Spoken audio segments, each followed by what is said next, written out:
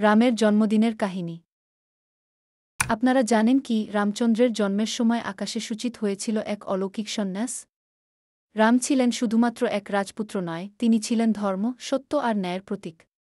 আজ আমরা জানব সেই ঐশ্বরিক জন্মের গল্প, যা ন্যায় প্রতিষ্ঠার শুরু করেছিল। অযোধ্যার রাজা দশরথ ও রানী কৌশলা ছিলেন সন্তানহীন। গভীর তপস্যা ও যজ্ঞের মাধ্যমে তারা ঈশ্বরের কৃপা প্রার্থনা করলেন। সেই প্রার্থনায় সাড়া দিতে স্বয়ং বিষ্ণু অবতার হয়ে রামের রূপে মানুষের কল্যাণে পৃথিবীতে আসেন। রামের জন্ম ছিল মানবজীবনের অন্ধকারে একটি নতুন আলো। রামের জন্মদিন কেবল একটি ব্যক্তিগত আনন্দ নয়, এটি এক পৌরাণিক যুগের শুরু। তার জন্ম নিয়ে ভবিষ্যৎ বলেছিল, রাম পৃথিবী থেকে অন্ধকার দূর করবেন, দুঃখী মানুষের জন্য আশার আলো হয়ে আসবেন। সত্য আর ধর্মকে পুনর্জীবিত করার জন্যই তার এই অবতরণ।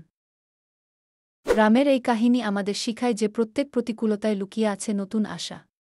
এই ঐশ্বরিক গল্পের শক্তি দিয়ে আমাদের প্রতিদিন জীবনের যুদ্ধে জয়ী হতে হবে। ভিডিওটি দেখে জীবনের প্রতি আপনার দৃষ্টিভঙ্গি পাল্টান এবং এই বার্তা ছড়িয়ে দিতে শেয়ার করুন।